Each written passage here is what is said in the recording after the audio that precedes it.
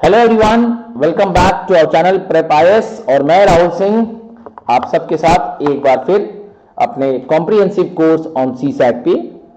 I hope आप सब अच्छे हैं, स्वस्थ हैं और क्लासेस आपको अच्छे लग रहे हैं जैसा फीडबैक मुझे मिल रहा है। Thank you so much everyone. और आज जो हमारा टॉपिक है वो है प्लेन ज्योमेट्री। देखिए, इस पे मैं थोड़ा सा पहले आपको एक बात बता दूं कि कुछ स्टूडेंट ऐसे होते हैं जो थोड़ा मैथमेटिक्स में वीक होते हैं, तो प्लेन ज्योमेट्री जो एरिया होता है वो थोड़ा सा एंगल्स, साइड, इसको लेकर काफी डेप्थ नॉलेज की बात करता है। तो बच्चे वहां पे थोड़ा सा डिस्टर्ब हो जाते हैं, कम मोटिवेटेड रहते हैं कि भाई कहीं नहीं कर पाऊंगा इस तरह के क्वेश्चंस को। तो उतना टेंशन मत लीजिए, एक आधु की क्वेश्चन कभी कभार एक क्वेश्चन से ज्यादा आता नहीं है, बट ठीक है, वी हैव टू स्टडी। जो मैं पढ़ा रहा हूं आप एटलीस्ट वो पढ़ लो, उसके बेसिस पे हम जो यूपीएससी के क्वेश्चन है वो भी देखेंगे और हमें उम्मीद है कि आपसे हो जाएगा। चलिए, तो प्लेन ज्योमेट्री में basically we will be talking about the angles, we will be talking about the side. सबसे पहले तो हम थोड़ा सा एक एक करके एक एक टॉपिक को डिस्कस करेंगे और पहला टॉपिक जो हम पढ़ेंगे वो है पैरेलल लाइन। क्या पढ़ रहे हैं हम लोग? Parallel line. सर ये पैरेलल लाइन क्या होता है? मान लो कुछ इस तरीके से है, ये लाइन और ये लाइन जो है इसको हम कहते हैं parallel line. Basically what we mean by parallel line पहले आप ये समझ लो। हमें ये पता है कि पैरेलल लाइन हम बहुत बार सुने हैं, इसको हम इस तरीके से मान लो ये मेरा ए है, ये मेरा बी है, ये मेरा सी है, ये मेरा डी है। तो हमने ऐसा पढ़ा भी है कि A B is parallel to C D. तो ये लाइन, ये जो सिंबल है, it is the sign of parallel. But आपको यह समझना होगा कि पैरेलल का एक्चुअल मीनिंग क्या होता है। पैरेलल लाइन का मतलब यह होता है जो लाइन कभी जिंदगी में एक दूसरे को टच नहीं कर पाएगा, उसी को हम कहते हैं पैरेलल लाइन। मतलब अगर आप और हम एक ट्रैक पे चल रहे हैं तो हम कभी भी जाकर आपसे कहीं पे भी किसी भी फ्यूचर पॉइंट पे जाकर मिल नहीं सकते। अगर आप मिल लेते तो वो पैरेलल लाइन हो ही नहीं सकता। जब कोई भी दो लाइन एक दूसरे से कभी भी फ्यूचर में मीट नहीं कर पाएगा, इंटरसेक्ट नहीं होगा, वो पॉइंट को हम कहते हैं पैरेलल लाइन। ओके, अभी पैरेलल लाइन के अंदर में कुछ कंसेप्ट्स है, वो थोड़ा सा अपने को याद रखना पड़ेगा। कुछ चीजें हैं जो हम लोग बेसिक बातें हैं जो हमें समझना पड़ेगा, लर्न रखना पड़ेगा। मैं उसको थोड़ा मार्किंग दे रहा हूं। मान लो मैं इसको ए, बी, सी और डी एंगल का नाम रिप्रेजेंट कर रहा हूं, ई, एफ, जी और एच। तो हमें यहां पे कुछ प्रॉपर्टीज सामने मिलेंगे आपको। Angle A is equals to angle C, angle D is equals to angle B, angle E is equals to angle G और angle F is equals to angle H। Sir क्या देखा हमने कि this is equals to this, this is equals to this। ये जो property है इसको हम कौन सा प्रॉपर्टी बोलते हैं? Vertically opposite angle. क्या बोलेंगे इसको? Vertically opposite angle. तो वर्टिकली ऑपोजिट एंगल्स जो होते हैं वो सेम होते हैं, ठीक है। वर्टिकली ऑपोजिट एंगल बनाने के लिए हमेशा एक एक्स का बनना जरूरी होता है। कोई भी तरीके का फॉर्म एक्स हो सकता है। जैसे अगर आप इसको भी देखेंगे तो ये कहीं ना कहीं ऐसा जो बन रहा है इसको एक्स की तरह देख रहे हैं, तो एक्स का बनना जरूरी है। तो ये देखने को मिलता है कि जब कोई एक्स बनता है तो ये और ये सेम होगा, ये और ये सेम होगा। Are you getting my point? Vertically opposite angles क्या हुआ? Great.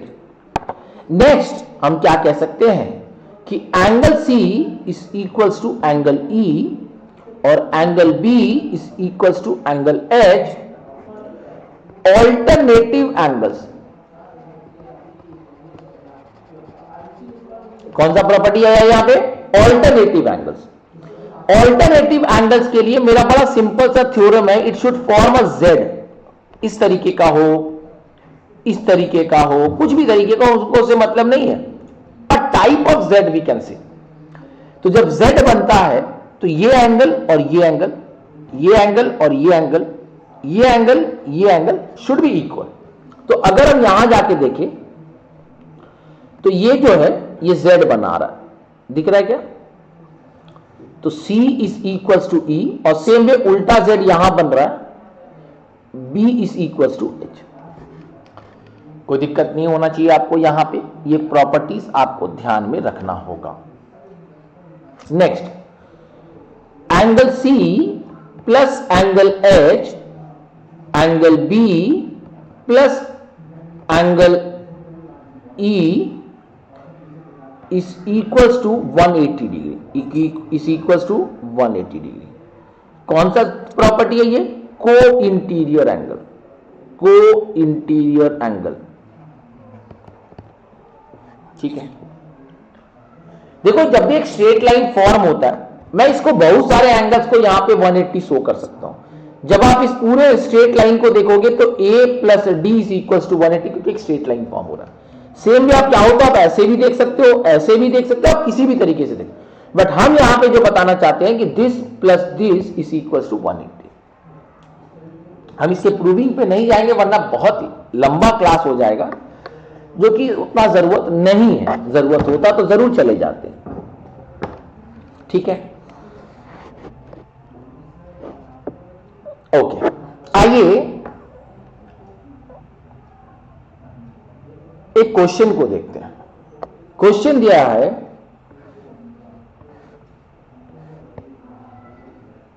बोलता है ये 50 डिग्री है। नामकरण भी मैं कर दूं, ए बी सी डी, और ये जो लाइन इंटरसेक्ट कर रहा है वो है ई और एफ। आपको पता करना है सी एच और जी का एंगल। जी कहां से आ गया? जी तो है नहीं क्वेश्चन में, अच्छा जी भी है ना, यहां पे है जी और एच। तो एंगल सी एच जी अपने को पता करना है। इसका मतलब हमको ये पता करना है। अब आप मेरे को बताइए मेरे भाइयों और बहनों, अगर ये 50 डिग्री है तो ये भी 50 डिग्री होगा, ऑपोजिट एंगल। और अभी मैंने कहा था कि ये जो टोटल होता है ये 180 डिग्री होता है, तो यहां पे कितना आ गया? 130 डिग्री। सर हमको यहां था तकलीफ है, मान लो हमको ये प्रॉपर्टी याद नहीं है, तो मैं दूसरे प्रॉपर्टी से भी सॉल्व कर सकता हूं। प्रॉपर्टी में कोई प्रॉब्लम नहीं होता मेरे भाई। बेटा मेरे, अगर ये 50 डिग्री है तो मुझे अभी मैंने आपको बताया था कि ये पूरा 180 होता है, तो ये 130 हुआ। अगर ये 130 है तो ये 130 हुआ, ऑल्टरनेटिव एंगल्स। तो बेटा आंसर निकालने से मतलब है यहां पे हमें शो नहीं करना है कि आप कौन से प्रॉपर्टी का इस्तेमाल कर रहे हैं। So hope it is clear. तो इस तरीके के क्वेश्चन अगर पूछे जाते हैं एंगल्स पे, वर्टिकली एंगल्स, तो ये आपको ट्रायंगल में भी काम आ सकता है, कोई बड़ी बात नहीं। ठीक है, चलिए अब हम आगे बढ़ेंगे, एंगल की बात करेंगे। देखो अभी मैंने आपको दो बातें बताई कि जब भी एक स्ट्रेट लाइन फॉर्म होता है तो एंगल्स कितने का होता है? 180 डिग्री। तो अगर हम ये मान ले कि फॉर एग्जांपल ये एक सिंगल लाइन है, इसके अंदर में 2-3 एंगल बन रहा है, 1, 2 और 3, तो ये बात आप समझ लो कि ये तीनों मिलाकर 180 बन रहा है। अगर 2 है तो दोनों मिलाकर 180 बन रहा है, और अगर सिंगल है तो वो सिंगल 180 है। मतलब टोटल 180 है, उसके अंदर जितने डिवीजन होंगे वो मैटर नहीं करता। और एक आता है राइट एंगल, जिसको हम लोग 90 डिग्री भी बोलते हैं। तो राइट एंगल अगर ये सिंगल है तो ये 90 डिग्री है। अब इसके अंदर अगर कोई बाइसेक्टर है, हो सकता है कि प्रॉपरली बाइसेक्ट हो, नहीं तो अलग अलग भी हो, तो this plus this is equal to 180 degree. So this is clear to all? Okay. Next आता है एंगल के अंदर में स्ट्रेट लाइन वाले को हम बोलते हैं supplement angle. S for straight, S for supplement.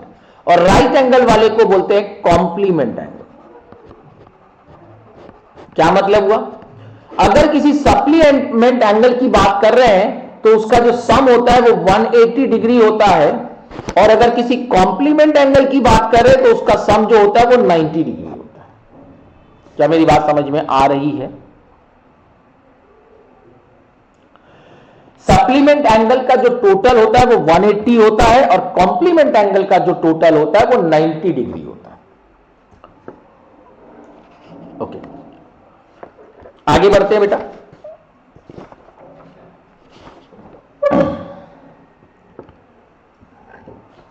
Now अब हम नेक्स्ट बात करेंगे एंगल्स के बाद हम बढ़ते हैं एंगल बाइसेक्टर की तरफ।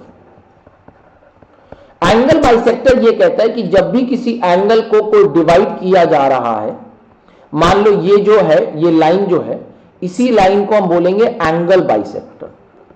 Now what is the use of this angle bisector? It bisects a given angle into two division, into two parts, part 1 and part 2।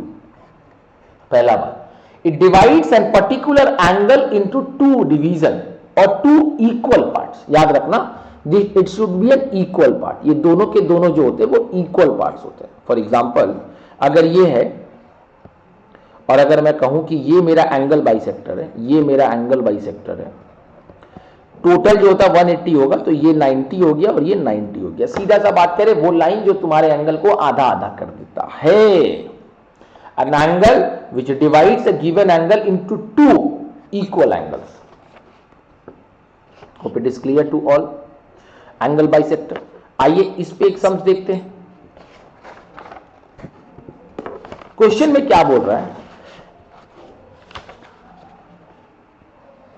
ये एक लाइन दिया हुआ, ए बी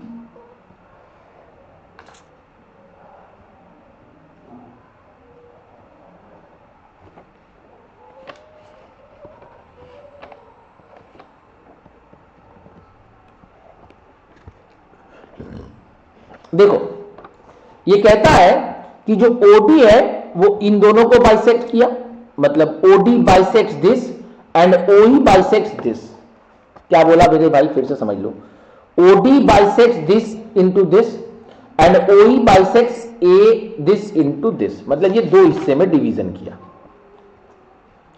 आपसे पूछा जा रहा है कि एंगल EOD कितना होगा। कोई दिक्कत है किसी को?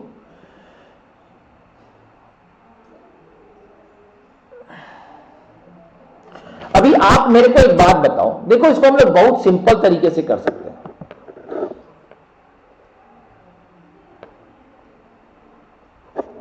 अगर मैं ये कहूं कि ये मेरा पूरा जो है वो 180 डिग्री है, स्ट्रेट लाइन है, तो कोई गलती तो नहीं कर रहा हूं। और अगर मैं ये कहूं कि ये मेरा 90 डिग्री है तो भी मैं कोई गलती नहीं कर रहा हूं, क्योंकि राइट एंगल पे फॉर्म हो रहा है। ठीक है, देख के समझ में आ जाता है। और अगर मैं इसको दो पार्ट में डिवाइड करूं तो ये 45, ये 45, ये 45 और ये 45, चार हिस्से बन गए। अभी आपसे क्या पूछा है क्वेश्चन में? EOD। तो EOD this equal to this plus this, that is 90 degree. Answer खत्म, आंसर आ गया। इसमें दिमाग ही नहीं लगाना, स्टेटमेंट जनाना। भैया मेरे, स्टेटमेंट बनाकर क्या करोगे? तुम्हें तो कंसेप्ट सीखना है। एंगल बाइसेक्टर है, equal equal equal equal divide कर दो। स्ट्रेट लाइन है, equal equal equal equal divide कर दो। क्लियर है मेरी बात? ओके सर, ठीक है। तो एंगल बाइसेक्टर आपको समझ में आ गया। नाउ अब हम फर्दर डिवाइड करते हैं, आगे पढ़ते हैं। तो ट्रायंगल हमारे पास एक टॉपिक आता है। ट्रायंगल के बारे में कई बच्चों को पता है कि कितने तरीके के ट्रायंगल होता है। पहला होता है equilateral triangle. Now equilateral triangle क्या होता है? जिसके सारे साइड्स जो होते हैं वो इक्वल होते हैं। लिख लीजिए अगर आपको लिखना है। Equilateral triangle are those whose all sides and all angles are equal, whose all sides and all angles are equal। तो बेटा अगर एक ट्रायंगल है तो ये बात आप समझ लो कि ट्रायंगल का जो सम होता है वो 180 डिग्री होता है। क्वाड्रिलेटरल का 360 डिग्री होता है। मतलब क्या हुआ? अगर 3 साइडेड फिगर है तो 180, 4 साइडेड फिगर है तो 360। कोई दिक्कत? ओके, तो ये बात तो आपको समझ में आ गया। अगर इक्विलेटरल ट्राइंगल है तो तीनों साइड इक्वल होगा, मतलब तीनों एंगल 60 60 60 60 60 60 में डिवीजन होगा। अगर वो आपका आइसोसेलेस ट्राइंगल है, तो आइसोसेलेस ट्राइंगल क्या कहता है कि भैया ऑपोजिट साइड्स आर इक्वल। जब ये और ये सेम हो जाए तो ये एंगल और ये एंगल भी सेम हो जाता है। तो मतलब ये हुआ कि अगर क्वेश्चन में बोल दे कि ये 50 डिग्री है तो ये भी 50 डिग्री हो गया। अभी टोटल 100 हो गया तो ये कितना हो गया 80 डिग्री। आई होप ये समझ में आ रहा है कि ट्रायंगल का टोटल कितना होता है 180। आइसोसेलेस ट्रायंगल का एक प्रॉपर्टी आपको इस्तेमाल करना पड़ेगा कि ऑपोजिट साइड्स आर इक्वल। ठीक है, अभी हम लोग थोड़ा सम्स की तरफ चलेंगे और जैसे जैसे सम्स आगे बढ़ते जाएगा उसके हिसाब से सम्स को फॉर्म करते चलेंगे। In the given figure AB is parallel to DC। AB is parallel to DC, मतलब ये पैरेलल। ठीक है मेरे भाई। एरिया ऑफ एंगल AOD, यानी AOD जो ट्रायंगल है उसका है 4 डिग्री।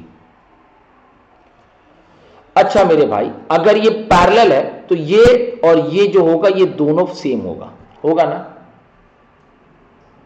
खैर, और क्वेश्चन में क्या बोल रहा है कि BCD जो है वो 3 डिग्री 7 डिग्री का, मतलब ये जो टोटल है ये 7 डिग्री का, 7 सेंटीमीटर का, सॉरी डिग्री नहीं। Find the area of triangle CDO। CDO निकालो बेटा, ये 4 है तो ये 4 हो गया, और ये पूरा कितना है 7 है, 7 है, तो ये कितना हो गया रिमेनिंग 3। Simple as that. कितना सिंपल था। अगर कोई दो लाइन पैरेलल है तो ऑपोजिट एंगल जब इक्वल होगा तो ऑपोजिट ट्रायंगल भी अपने आप इक्वल हो जाएगा, राइट। ओके, आइए नेक्स्ट क्वेश्चन पे चलते हैं। क्वेश्चन के हिसाब से हम अपने फंडा को क्लियर करते चले जाएंगे, कॉन्सेप्ट को समझते चले जाएंगे। इन the given figure angle OQP is equal to 30 degree and angle ORP is 20 degree.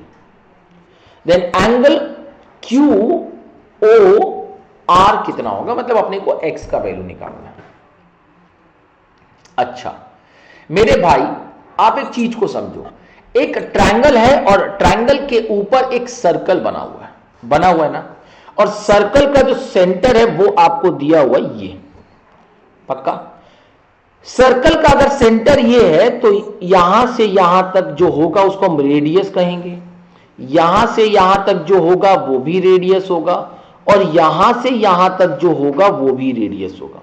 क्योंकि सेंटर से किसी भी कोने में चले जाओ, सर्कल के किसी भी बाउंड्री को टच करो, सेम वैल्यू आता है, because it is known as a radius. Now अगर ये और ये रेडियस है तो ये और ये दोनों साइड इक्वल होगा जी सर।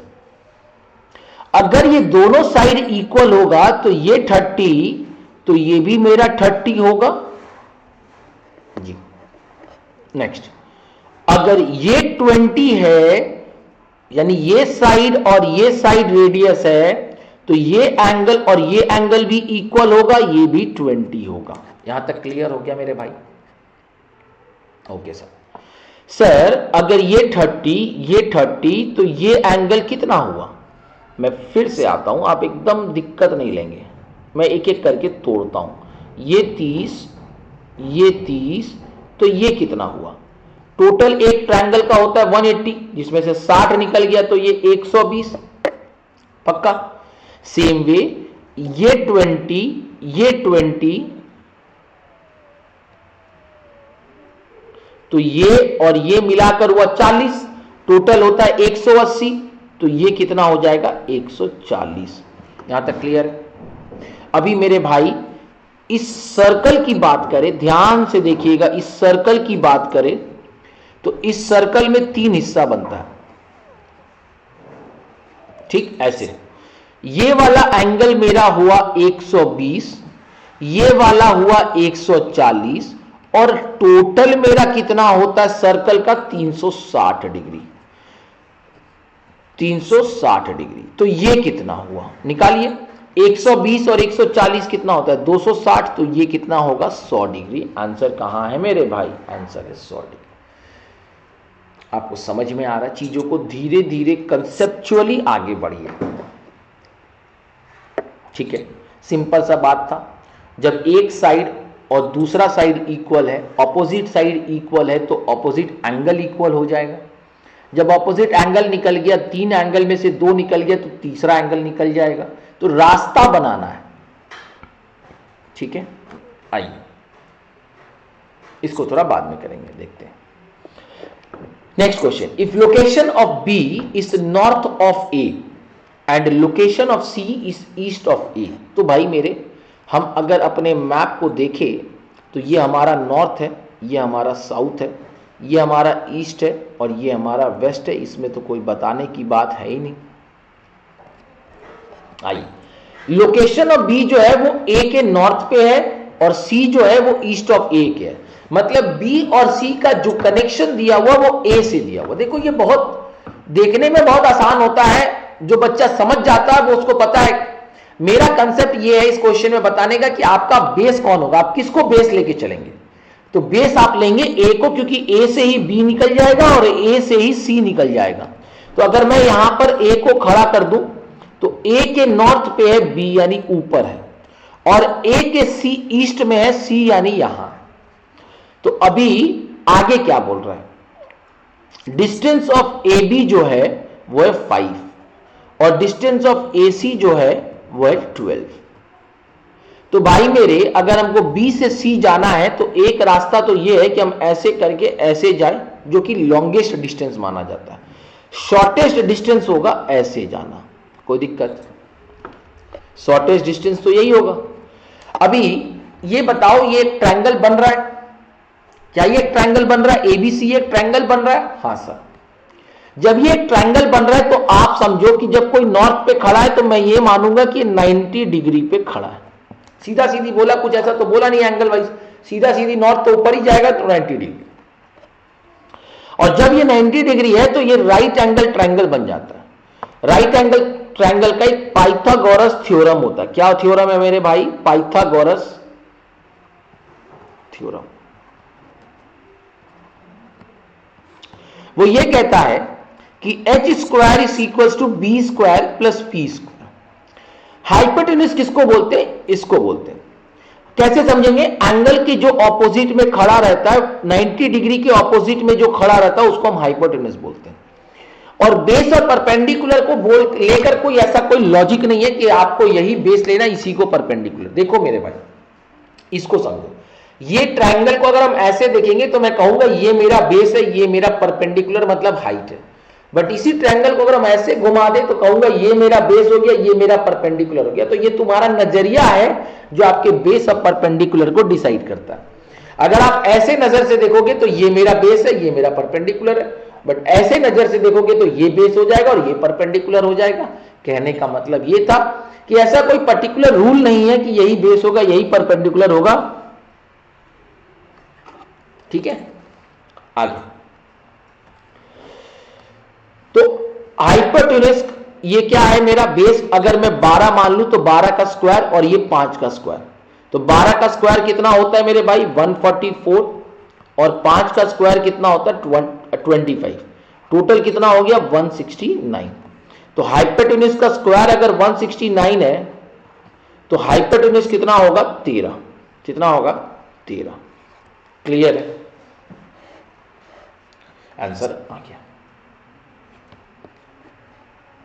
तो कंसेप्ट आपको समझ में आ रहा होगा कि इसमें कोई बड़ी बात नहीं है, धीरे धीरे हम चीजों को सीख सकते हैं। आगे बढ़ते हैं।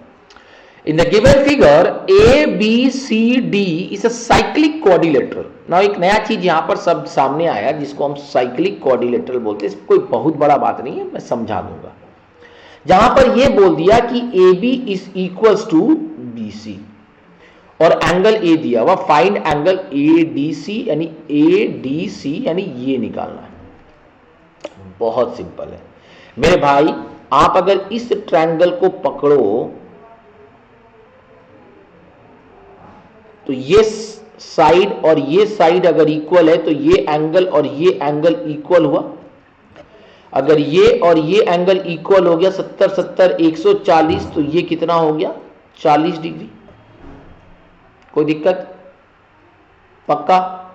बेटा साइक्लिक क्वाड्रिलेटरल का रूल ये होता है, साइक्लिक क्वाड्रिलेटरल क्या कहता है समझ लो।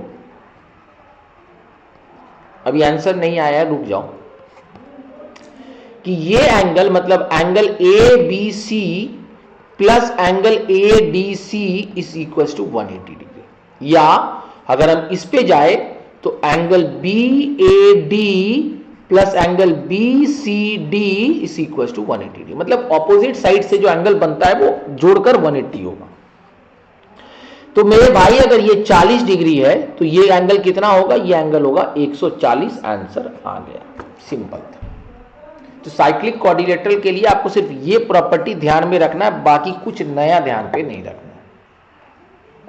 समझ में आ रहा है? प्लेन ज्योमेट्री में आप थोड़ा सा कंसेप्ट को सीख लेंगे तो अगर क्वेश्चन आता है तो we can attempt that, right? चलिए, in the figure AB is parallel to DE, AB is parallel to DE and AC is 2, CE is 6, DB is 12. Calculate DC. DC निकालना मेरे भाई। देखो यहां पर अगर एंगल रहता तो तुम पैरेलल का जो प्रॉपर्टी पढ़ा था वो प्रॉपर्टी को हम पढ़ लेते, हमारा आंसर आ जाता अगर हमारे पास एंगल रहता तो। बट यहां पे तो आपको दे दिया है साइड, और साइड के साथ क्या करना है ये मैं आपको सिखाऊंगा अभी। ठीक है मेरे भाई, यहां पर आपको क्या दे दिया है? साइड। तो हमें क्या देखना होगा ये समझ लो, चीजों को समझना है। जब भी कोई एंगल पैरेलल होगा तो मैं एक बात समझ लो, ये एंगल और ये एंगल जो है वो कॉन्ग्रेंट हो जाए। Sorry, triangle A C B या A B C is congruent to angle triangle C D E. या हम इसको बड़ा सिंपल रख सकते हैं, क्या? देखना, हम ये रख दे अगर कि ए सी मतलब this side by BC is equals to this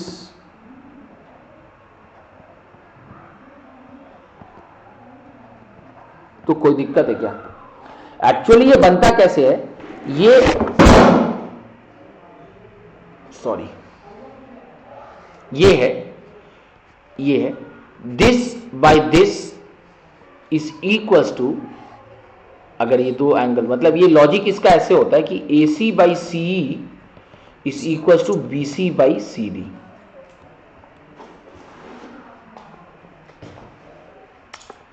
ठीक है, अभी तो अगर मैं इसको यहां पे पुट करूं तो AC दिया हुआ 2, CE कितना दिया हुआ 6, BC कितना दिया हुआ पता नहीं। मान लो हम इसको X ले ले या हम छोड़ दें, तो ये बताओ इसका BC बाई CD कितना होगा? 1/3 होगा। पक्का ना? देखो लॉजिक समझो ना यार, कोई थ्योरम जरूरी नहीं होता। ये पर्टिकुलर लाइन, मैं एक बार फिर से आता हूं, कलर चेंज करके आता हूं ताकि आपको एक बार फिर से समझ में आए कि मैं क्या बताना चाह रहा हूं। ये पर्टिकुलर लाइन अगर 2:6 यानी 1:3 में डिवाइड हुआ है तो ये पर्टिकुलर लाइन भी 1:3 में डिवाइड होगा।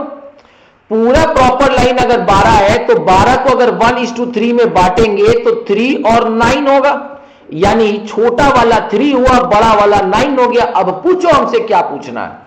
पूछा क्या है? Calculate DC. आंसर आ गया। बेटा कोई जरूरी नहीं है थ्योरम लर्न करना, कंसेप्ट को समझो। एक पर्टिकुलर लाइन जो दोनों को इंटरसेक्ट कर रहा है, क्योंकि वो पैरेलल है, ऊपर में AB और D पैरेलल है, अब जो दो लाइन इंटरसेक्ट कर रहा है वहां पे एक प्रॉपर्टी बनता है कि भाई ए ई किस रेशियो में डिवाइड हो रहा है, 1:6, दैट इज 2:6 सेंटीमीटर, तो वो भी उसी में डिवाइड होगा, तो डिवाइड कर दो, आंसर आ गया, सिंपल एज दैट।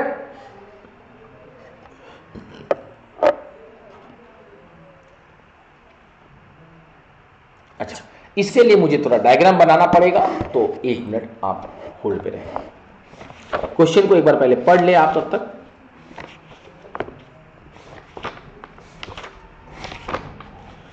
ये क्वेश्चन के लिए ही तो मैंने किताब खोला था। देखो बोलता है in the given figure A B is the diameter of a circle, तो एक पर्टिकुलर सर्कल है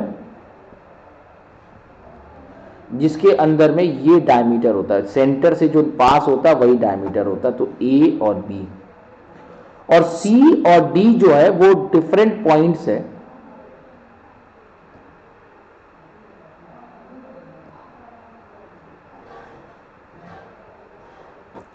क्या बोल रहा है, सी ए डी जो है, सी ए डी,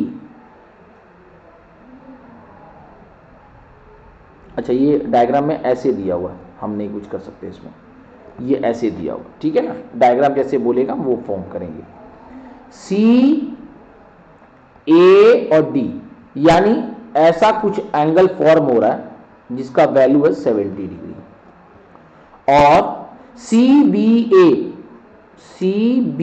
ए और यहां से एक एंगल फॉर्म हो रहा है जिसका वैल्यू है 70 डिग्री, ये अकॉर्डिंग टू द सॉरी ये 30 डिग्री है ना, और ये 70 डिग्री। क्या पूछा, what is the measure of angle A C और डी, जल्दी से बताओ। देखो चीजों को समझने की कोशिश करो, सी ए डी दिया हुआ है 30 डिग्री, सी बी ए दिया हुआ है 70 डिग्री, पक्का?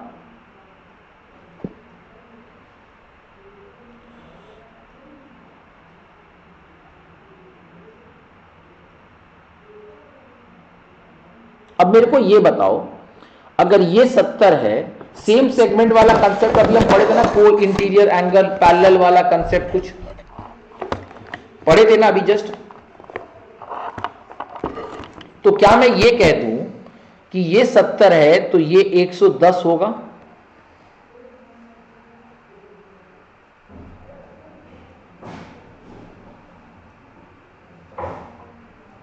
अच्छा, क्या मैं ये कह सकता हूं कि angle D A C is equals to angle D B C? ये डी बी सी क्या आया, ये यहां से बना, same segment concept. Same segment concept क्या कहता है, मैं तुमको थोड़ा सा एक बार दिखा देता हूं फिर से। मान लो ऐसा कुछ बन रहा है ना, तो बोलता है कि अगर ये 30 है तो ये भी 30 हो जाएगा, सेम सेगमेंट कंसेप्ट, मतलब डायमीटर के उधर पे जो एंगल फॉर्मेशन हो रहा है वो सेम सेगमेंट कंसेप्ट चला जाता है, ठीक है। तो मुझे ये पता चल गया कि अगर ये 30 डिग्री है तो ये भी 30 डिग्री हो जाएगा, ठीक है। अपने को क्या पूछा है, ACD। नौ, अब मेरे को ये बताओ, ये पूरा जो है, ये पूरा जो है वो 70 है, तो ये 40 हो गया, यस और नो?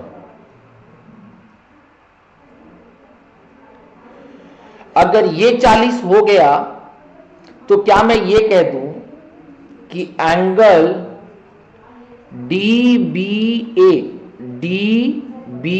जो हमारा 40 आया, दिस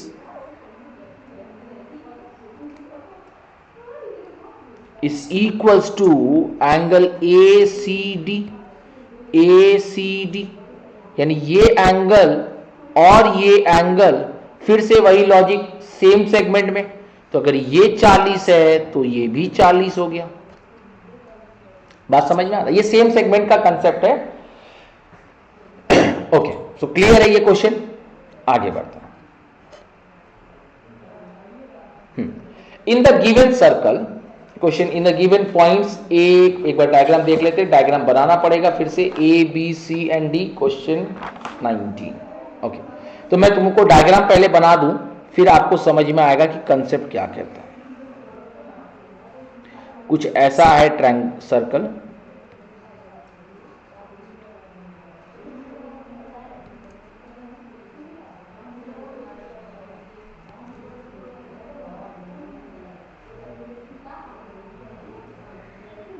ठीक है।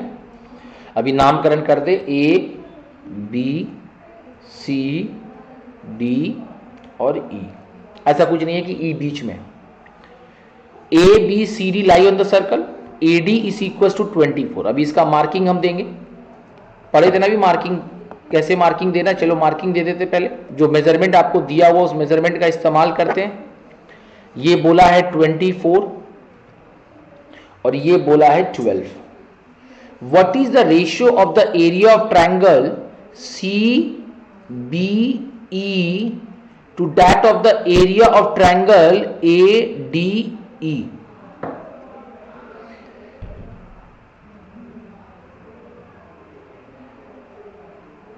ठीक है बेटा, एक बहुत सिंपल सा लॉजिक है। अगर हम इस सिर्फ दो ट्रायंगल को बाहर निकाल दें, ये दो ट्रायंगल को बाहर निकाल दे और क्वेश्चन के हिसाब से अगर ये मेरा 12 है, ये मेरा 24 है, इसका मतलब साइड जो है वो डबल है कि नहीं। बेस जो है दोनों एंगल का, उसमें साइड जो है डबल है। तो याद रखना कि अगर साइड डबल के रेशियो में है, मतलब साइड अगर 1:2 के रेशियो में है, तो एरिया जो बनता है वो इसके स्क्वायर का रेशियो हो जाता है, 1/2 का रेशियो। मतलब जिस रेशियो में आपका साइड रहेगा उसी के स्क्वायर रेशियो में उसका एरिया होगा। ये थ्योरम कहता है, या ट्रिक भी बोल सकते हैं, ठीक है। तो साइड का रेशियो अगर 1:2, हमको 12 और 24 का कोई इस्तेमाल ही नहीं करना, खाली 12-24 इस्तेमाल करेंगे हम थ्योरम को चेक करने के लिए वो किस रेशियो में। मतलब फॉर एग्जांपल अगर रेशियो 2:5 का फॉर्म होता है, साइड का रेशियो अगर 2:5 का फॉर्म होता है, तो एरिया का जो रेशियो होगा वो 2² होगा। समझ में आ रहा है मेरा बात? तो क्योंकि यहां पे साइड का रेशियो 1 यानी 12/24 दैट इज 1/2 फॉर्म हो रहा है, तो आंसर क्या हो जाएगा, ये 1/1:4, आंसर इज 1:4। तो ये थ्योरम कहता है इसके लिए। आई होप आपको समझ में आ गया। सो मैंने कोशिश किया यूपीएससी सीसैट के जितने भी क्वेश्चंस है वो कवर कर दूं, जितने ज्यादा से ज्यादा क्वेश्चंस हो सकते थे मैंने आपके लिए कवर किया। इससे ज्यादा प्लेन ज्योमेट्री पे देखिए फोकस मत करिए, क्योंकि मैं एक बात समझाता हूं, अगर आप स्ट्रांग है प्लेन ज्योमेट्री में तो आपको मेरे सारे कंसेप्ट बहुत आसान लगे होंगे। अगर आप मॉडरेट है तो आप कुछ लेवल पे सीख गए होंगे, लेकिन अगर आप वीक है तो हो सकता है कि आपको थोड़ा प्रॉब्लम फेस करना पड़े। तो be very smart on selecting the chapter whether it is important और not. If you think that एक पर्टिकुलर चैप्टर को सीखने में मुझे 1 दिन 2 दिन वेस्ट करना पड़े और 1 मार्क्स आएगा, तो it is advisable skip that. तो ये ठीक है, ये आपके लिए था।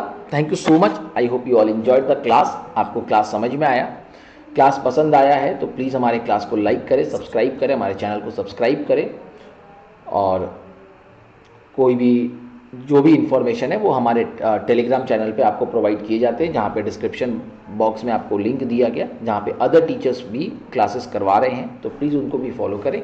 Thank you so much. Do take care of yourself. Bye bye.